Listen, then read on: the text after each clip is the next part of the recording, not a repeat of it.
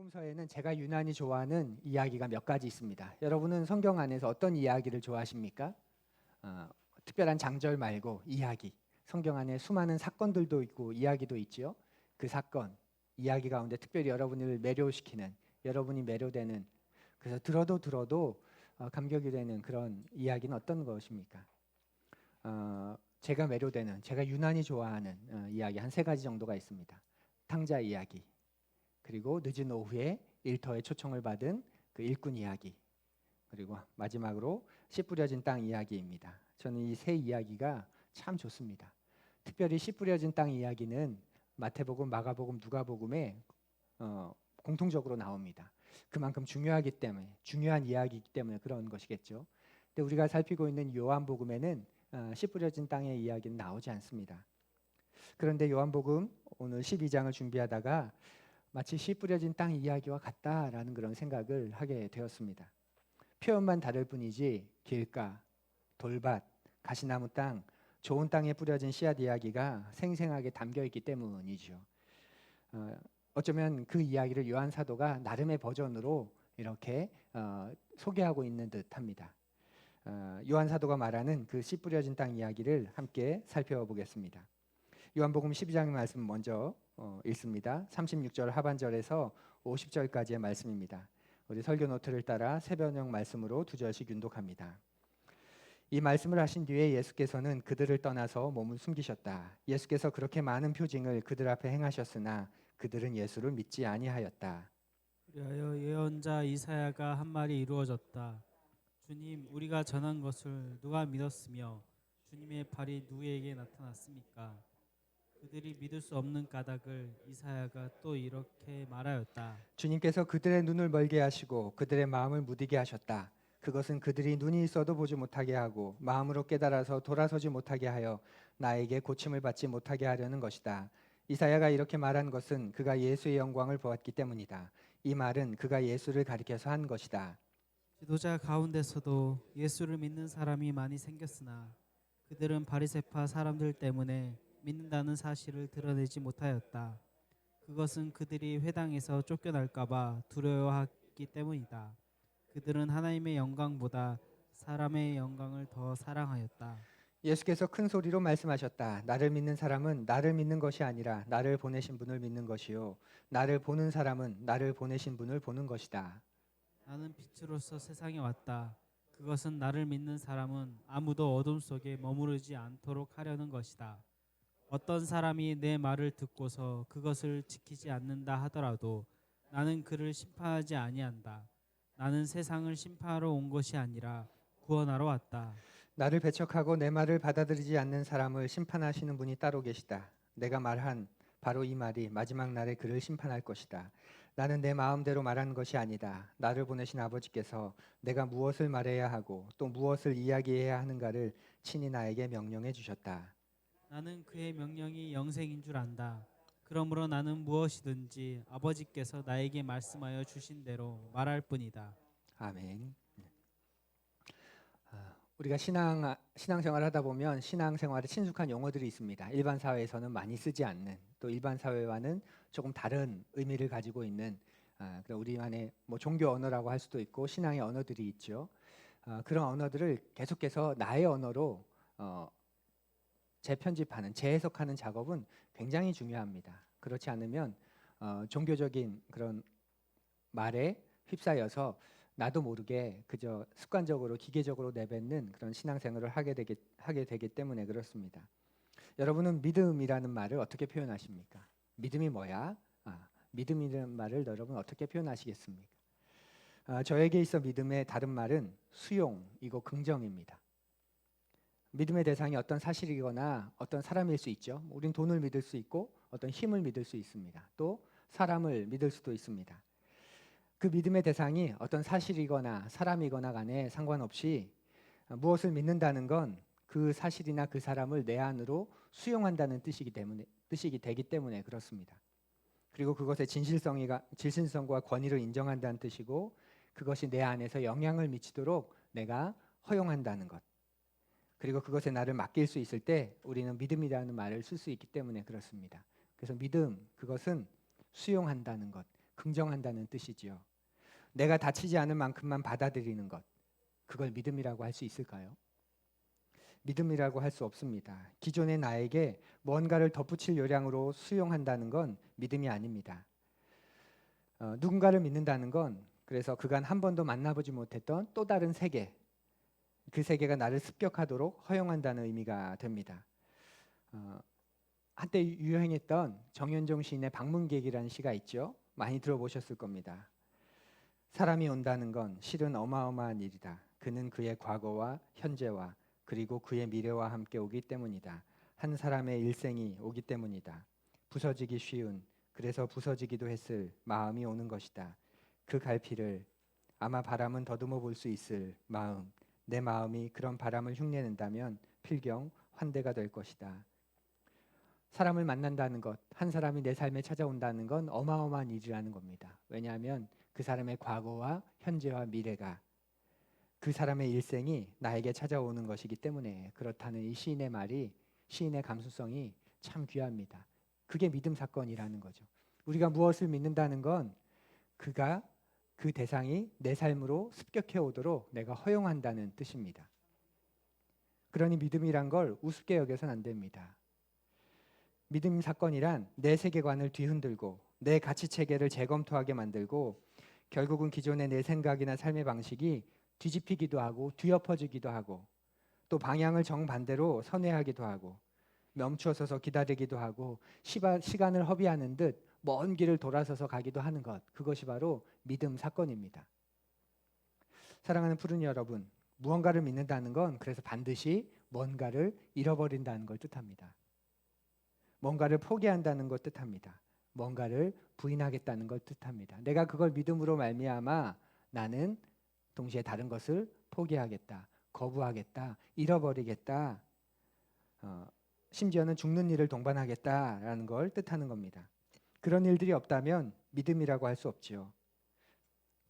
우리가 뭔가를 믿는다는 건, 긍정한다는 건 당연히 한편에선 나를 부인하겠다는 뜻이 되기도 합니다. 내가 다른 사람을 긍정하겠다는 것, 그 사람을 믿겠다는 건 나 자신을 부인하겠다는 뜻입니다. 왜냐하면 나라는 자기중심성을 버릴 때만 믿을 수 있기 때문이죠. 여러분의 자녀를 떠올려 보십시오.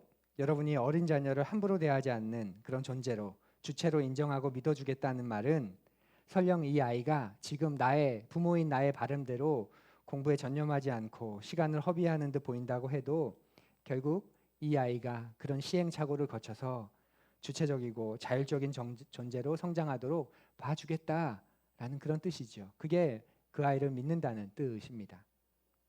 이렇게 누군가를 믿는다는 건 언제나 그 믿음이 깨질 각오를 한다는 뜻이 되기도 합니다.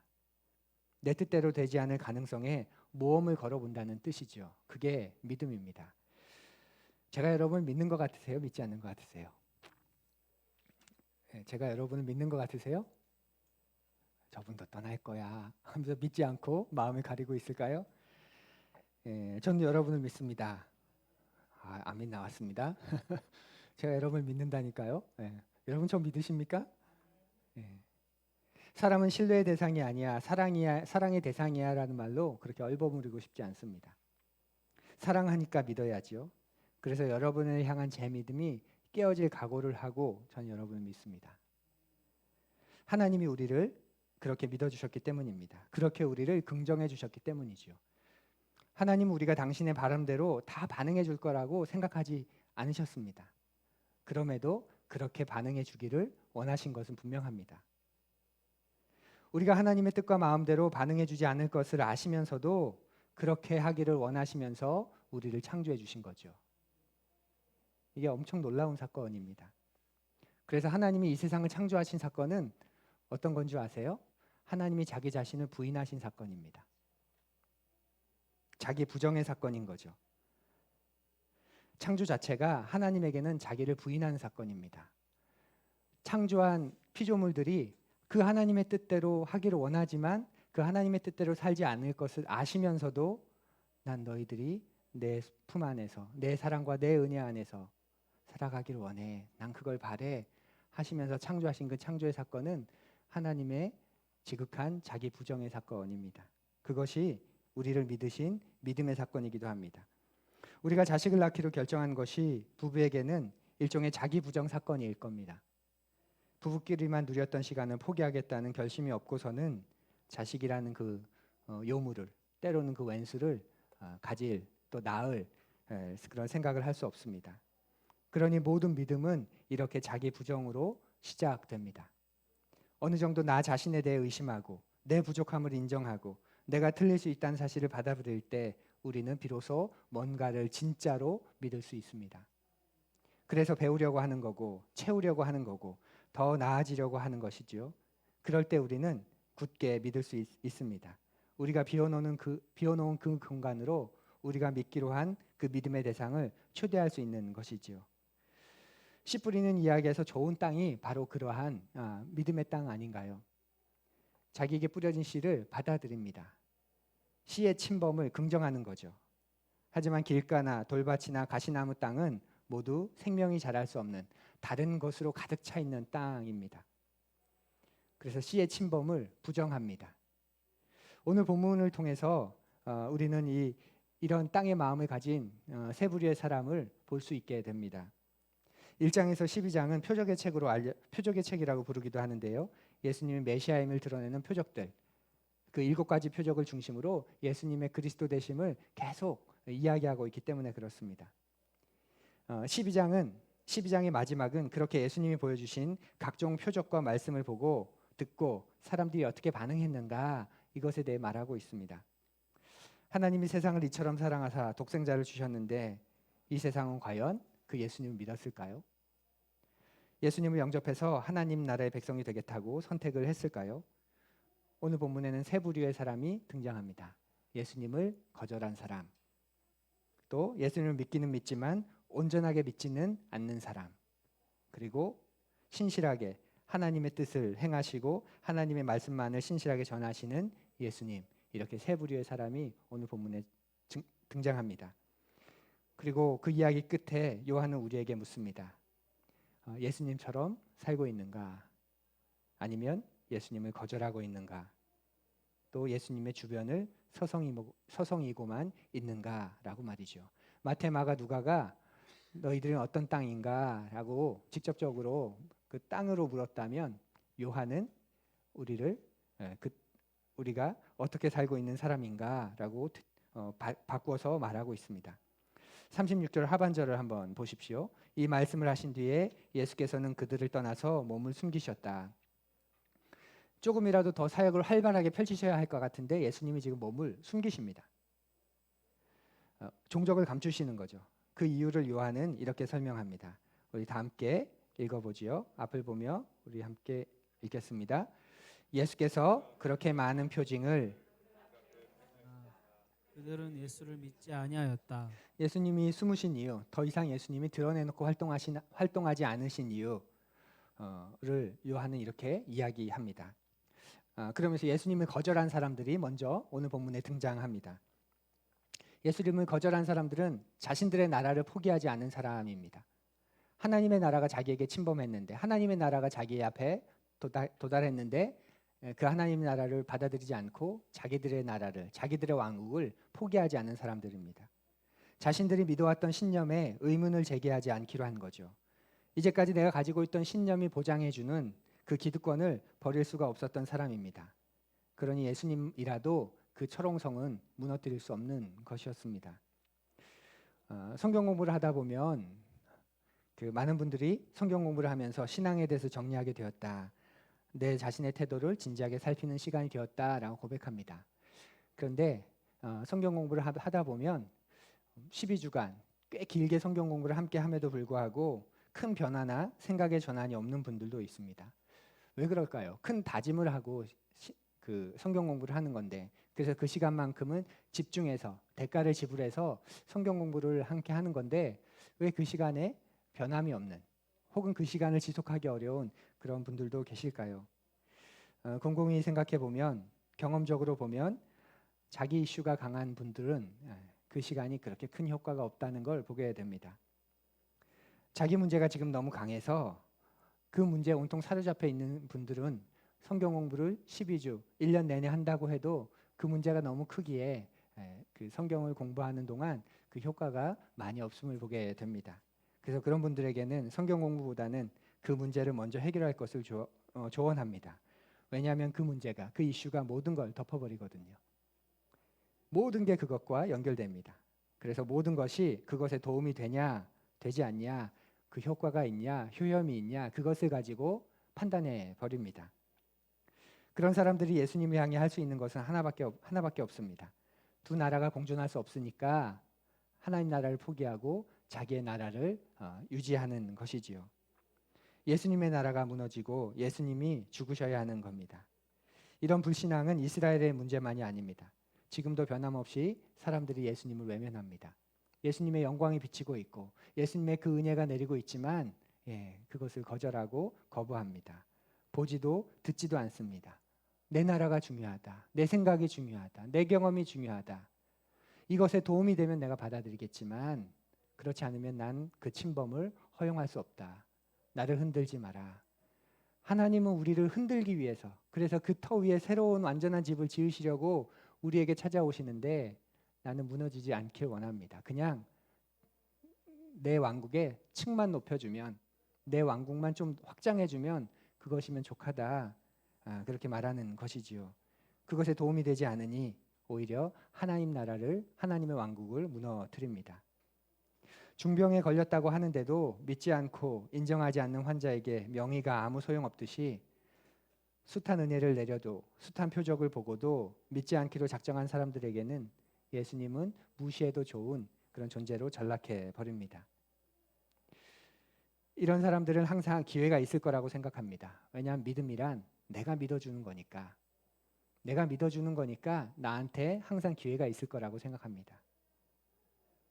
그렇지만 자신들이 그 기간 동안 더 둔감해지고 더 무뎌지고 더 악해진다는 사실은 잊어버립니다.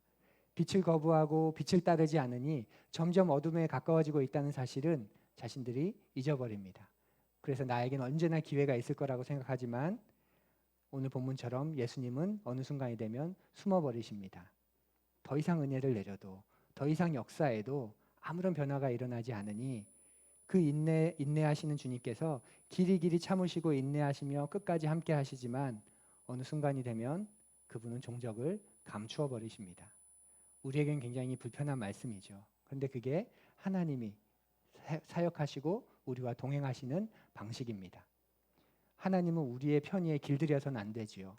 하나님이 나를 사랑하신다고, 그 하나님이 그 아들까지 나를 위해 보내주셔서 나를 구원하실 만큼 나를 끔찍히 사랑하신다는 그 사실 한 가지만 붙들고 내가 무슨 짓을 하건, 내가 그 주님을 어떻게 대하건 상관없이 내가 마음만 먹으면, 내가 내 마음만 열면 언제든지 주님이 나를 받아주실 거라는 말은 어떻게 보면 구약의 선지자들이 그렇게 이스라엘 향해 외쳤던 하나님을 모욕하는 일이기도 합니다.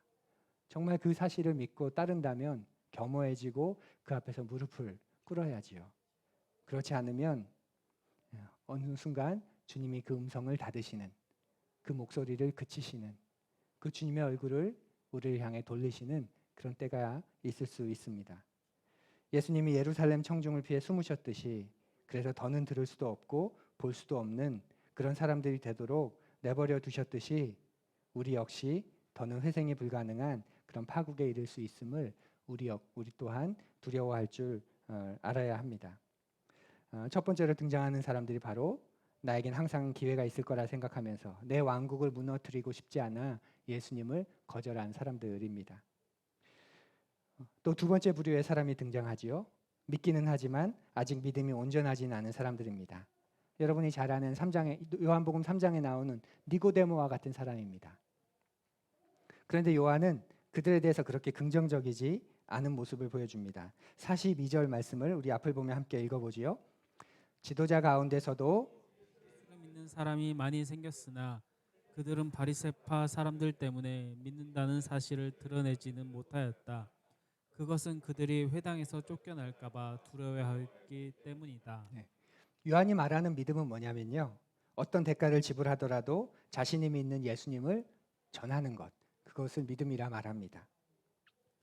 예수님을 전한다는 건 그분이 가져오신 세계관을 수용하고 그 하나님 나라의 가치관을 따라 살겠다고 공표하는 일입니다. 그냥 단순히 그래 내가 이제부터 믿을게라는 그런 사건이 아닙니다. 거기서 그치는 것이 아니지요. 내 정체성을 분명히 밝히고 이제 자신의 영광이나 세상의 영광이 아니라 오직 하나님 나라의 영광을 추구하며 살겠다고 촉구하는 것, 그것이 믿음입니다. 그런데 여기에 등장하는 이 관리들은 자신들의 신분 때문에 관리라고 하는 로마로부터 내려받는 특혜, 기득권, 또 혜택, 그것을 누리고 있는 직업인지라 로마가 예수님을 공개적으로 로마의 지도자들이 당시에 이스라엘의 지도자들이 예수님을 공개적으로 비난하고 또 반대한 것처럼 자신들의 입장을 그렇게 따라야 합니다. 그것을 반대한다는 건 쉽지 않을 겁니다. 그래서 예수님을 공개적으로 비난해야 하고 혹은 예수님을 공개적으로 반대해야 하는 그런 선택의 기로에 서 있는 그런 사람들입니다. 그러니 니고데모도 한밤중에 사람들의 눈을 피해 들어오고 찾아온 것이지요. 우리가 9장에서 살폈던 것처럼 태어날 때부터 시각 장애를 가졌던 청년이 예수님을 통해 눈을 뜨게 되지요. 그래서 종교 지도자들이 그 부모를 불러다 놓고 솔직히 말하라고, 우리 다 알고 있다고, 태어날 때부터 시각 장애가 아니라 지금 잠깐 눈이 잘 안 보이는 아이였을 뿐이지 않냐고 그렇게 회유할 때 이 부모가 그 답변을 거부하지요. 잘 모르겠다. 다 큰 아이니 그 아이에게 직접 물어봐라 라고 말입니다. 부모 역시 두려움이 있었기 때문에 그렇습니다. 로마 그 기득권으로부터 출교당할 것 같은 당시에는 공동체 사회였기 때문에 출교를 당한다는 건 사회적으로 사형을 당하는 것이나 마찬가지입니다. 그러니 이 관리들 역시도 로마의 기득권으로부터 출교당하고 파문당하는 것을 두려워하는 사람들입니다. 그래서 드러내지는 못하고 적당한 거리를 두고 그렇게 따르는 그런 사람들이 있었습니다. 하지만 요한이 말하는 것은 신앙을 지키기 위해서는 치르는 대가가 아무리 크다고 해도 예수님보다 더 크지 않다는 것을 인정하는 것, 그것이 진정한 믿음이라고 가르쳐 줍니다. 두 주인을 섬길 수 없고 두 나라에 속할 수 없기 때문에 예수님을 반대하는 세력에게 호의적인 사람이 되고서는 예수님의 제자가 될 수 없다는 뜻이지요.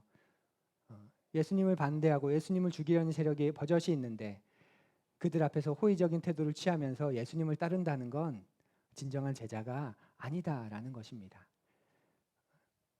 이 세상이 예수님을 대적하는, 예수님을 환영하지 않는 그런 사상과 또 세계관과 가치관들이 가득합니다. 그 속에서 그것을 전적으로 거부하지 않고 그것에 몸 담으면서 내가 예수님을 따르고 예수님의 진정한 제자가 되겠다고 하는 것은 또 어불성설인 것과 별반 다르지 않습니다. 여기서 예수님은 신앙의 반대가 두려움이라고 말씀하십니다. 믿음의 반대가 두려움이라는 거죠. 믿음의 반대는 불신이 아닙니다. 믿음의 반대는 두려움입니다. 그러면 믿음의 다른 말은 무엇일까요? 신앙의 다른 말은 무엇일까요? 바로 용기가 되겠지요. 여러분은 신앙을, 믿음을 가지고 계십니까? 다른 말로 여쭤볼까요? 여러분은 예수님을 믿는 용기, 예수님을 따르는 용기, 예수님을 죽이려는 세상과 그 가치관에 호의적이지 않은 용기를 가지고 계십니까? 여러분이 여러분 스스로에게 묻고 또 물으셔야 합니다. 어쩌면 우리는 주님을 믿지 않는 사람들은 아닐 겁니다. 그렇지만 주님을 적극적으로 죽음과 수치에 내어둘 정도의 사람은 또 사람일 수도 있습니다. 하나님의 영광을 개의치 않고 드러내놓고 예수의 제자임을 말하지 못하고 그래서 예수님의 제자로 차별된 가치관을 갖고 살지 못하고 그래서 하나님의 영광을 사랑하지 않는 그런 삶의 삶으로 우리가 살아가고 있을 수도 있습니다. 분명 예수님을 믿고 예수님의 제자라 고백하지만 적당히 거리를 두고 그 주변만 서성이고 맴돌면서 그분을 드러내지 못하고 그분을 증거하지 못하고 그렇게 살아가고 있을 수 있습니다. 우리 주님은 그런 정도의 대접에 어울리는 분이 아니시지요. 우리 주님은 온 세상의 왕이십니다. 역사의 주인이십니다. 더군다나 자신을 죽음에 내어주면서까지 우리를 살리신 분입니다. 그런 분에게 이런 태도는 합당하지 않습니다. 예수님은 우리의 주인이시고 우리의 왕이십니다. 우리의 것을 나누어서 도울 뿐이 아니라 우리의 전부가 그분의 것입니다. 그래서 최선을 다하는 것만으로는 부족합니다. 그분으로 시작하고 그분으로 끝나야 하는 것이지요. 그것이 진정으로 자유로운 길이고 부유한 길이고 생명의 길입니다. 초대 교회 교부였던 서머나의 폴리카르푸스라고 하는 교부는 우리에게 믿음이 뭔지를 잘 보여줍니다. 교회의 시작은 예수 그리스도의 부활을 목격한 이들을 통해서 시작됩니다. 구원과 다시 오심을 고백하는 신앙 공동체가 생긴 거지요. 그렇게 교회가 시작되면 당연히 지도자가 있었겠죠. 초대교회의 지도자들은 누구였을까요? 가장 처음 지도자들은 당연히 예수님의 제자들, 사도라고 부르는 사도들이었습니다. 예수님을 직접 목격하고 가르침을 직접 배우고 직접 그분과 동행했던 사람들이 바로 사도, 제자들이었습니다. 가룟 유다가 죽은 후에 또다시 12번째 제자를 뽑을 때 그 제자의 조건이 뭔지 사도행전에 잘 나오죠. 한번 보십시오. 그러므로 주 예수께서 우리와 함께 지내시는 동안에 곧 요한이 세례를 주던 때로부터 예수께서 우리를 떠나 하늘로 올라가신 날까지 늘 우리와 함께 다니던 사람 가운데서 한 사람을 뽑아서 우리와 더불어 부활의 증인으로 삼아야 할 것입니다. 제자의 조건, 사도의 조건이 나옵니다. 요한이 세례를 주던 때로부터 예수께서 우리를 떠나 하늘로 올라가신 날까지, 예수님의 3년 공생의 기간이지요. 그 공생의 기간 동안 예수님과 함께 동행했던, 예수님을 따랐던, 예수님을 직접 목격했던, 예수님께 직접 배웠던 그 사람들 가운데 한 명을 우리가 뽑아서 가룟 유다를 대신한 12번째 제자로 삼고자 합니다. 그러니 주님, 그 사람을 뽑아주십시오 하고 이들이 제비를 뽑잖아요. 그리고 마띠아가 뽑히지요. 이게 사도의 조건입니다. 그리고 이들이 교회가 시작되고 그 교회의 지도자가 되었습니다. 그런데 시간이 흐르면서 곧 오실 것 같던 주님의 재림이 지체되면서 이제 이 사도들이 나이가 들고 주님의 부르심을 받기 시작하죠. 그러면 그 다음 지도자는 누가 되었을까요? 그 사도들로부터 직접 가르침을 받은 사람들, 흔히 속사도라고 합니다. 이을 속자를 써서 사도들을 잇는 사람, 그래서 속사도들입니다. 그들이 교회 지도자가 됩니다.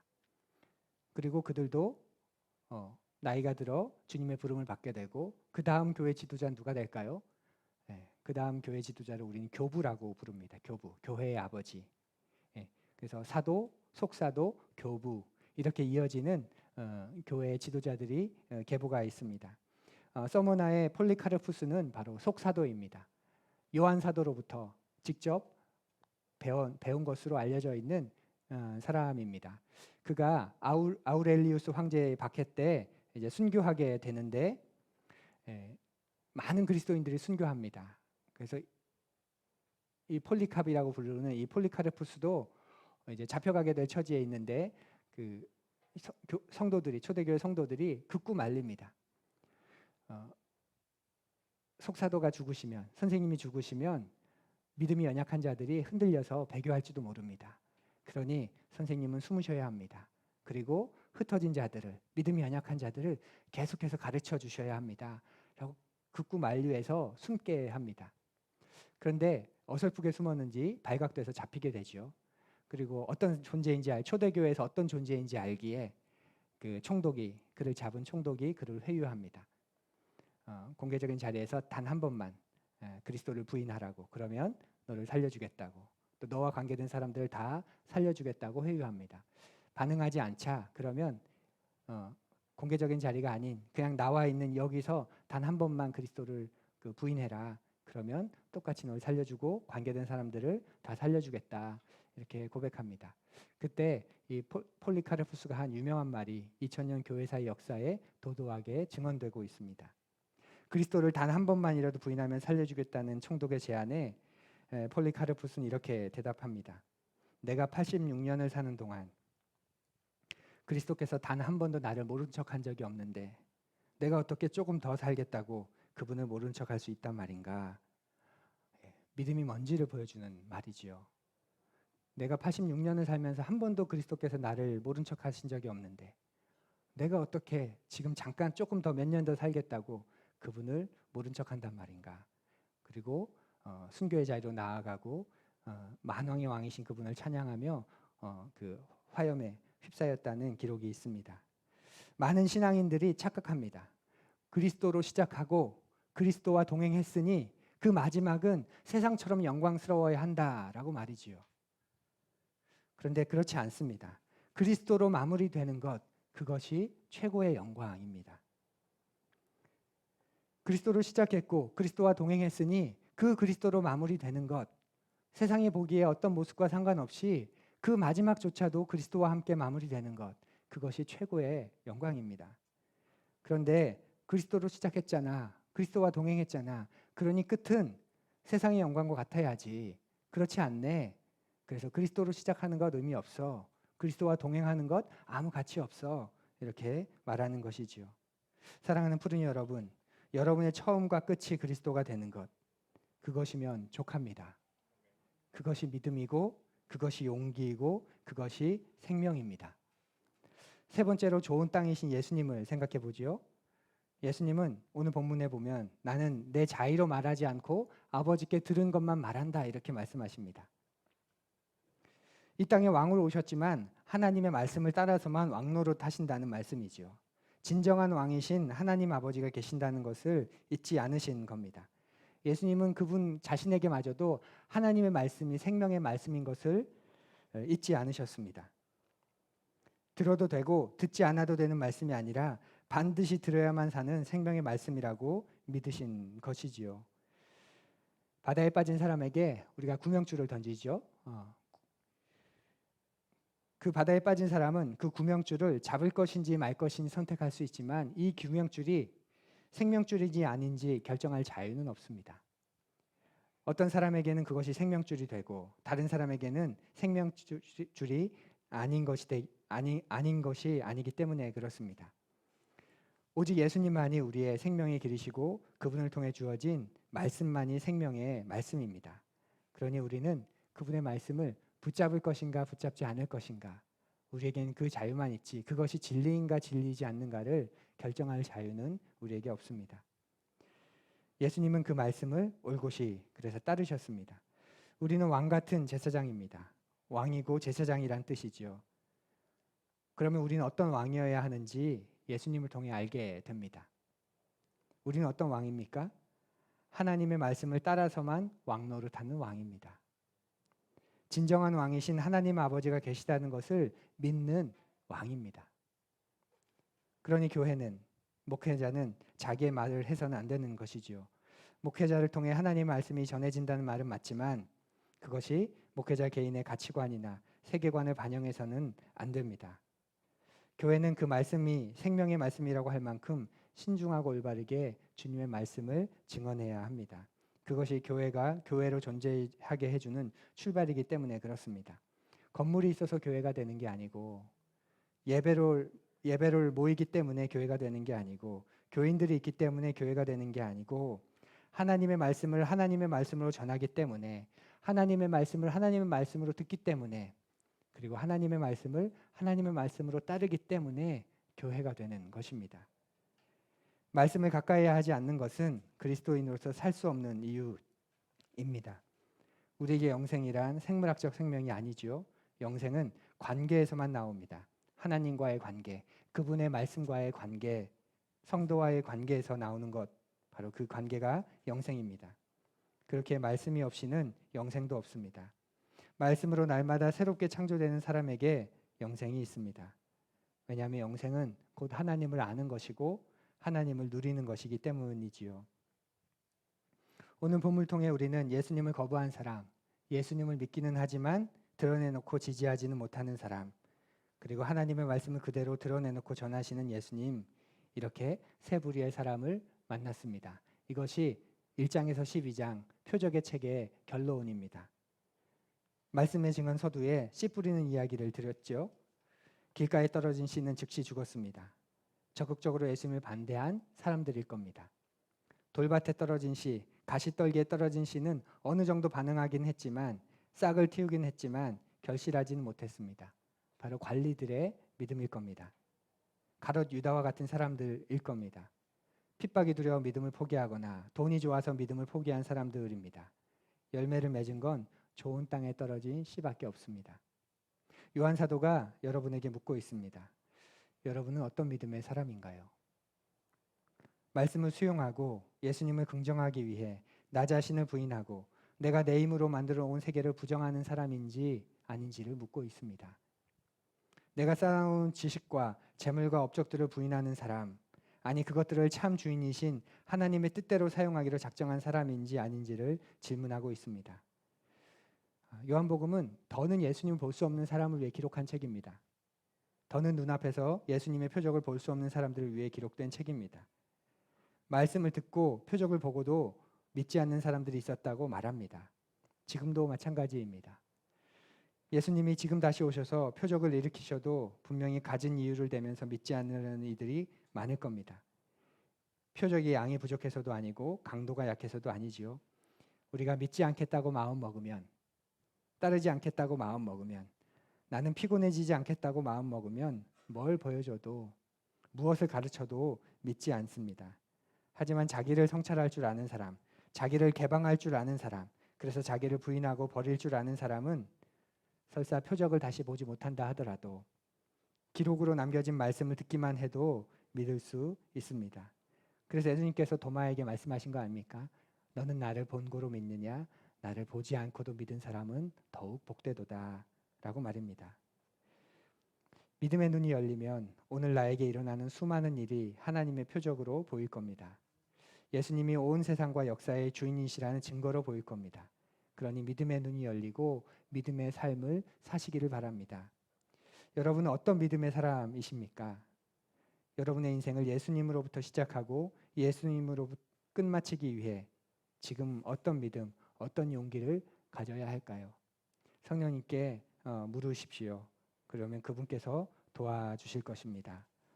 씨 뿌리는 땅 비유를 요한은 우리에게 사람의 모습 속에서 발견하게 합니다.